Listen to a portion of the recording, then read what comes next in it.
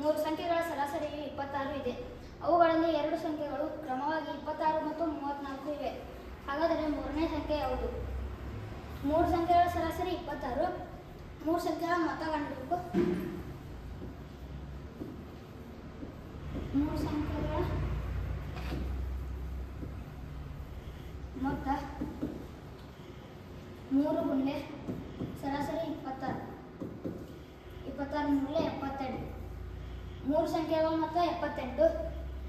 ಅವುಗಳಲ್ಲಿ ಎರಡು ಸಂಖ್ಯೆಗಳು ಕೊಟ್ಟಾರೆ. ಎರಡು ಸಂಖ್ಯೆಗಳ ಮೊತ್ತ ಕಂಡುಹಿಡಬೇಕು.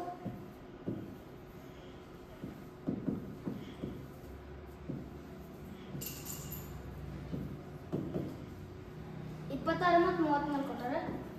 26 + 34 60.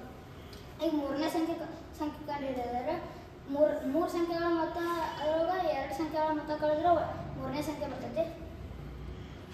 78 × 60 18. ಆದ್ದರಿಂದ ಮೂರನೇ ಸಂಖ್ಯೆ ಬರೋಬ್ಬರಿ 18.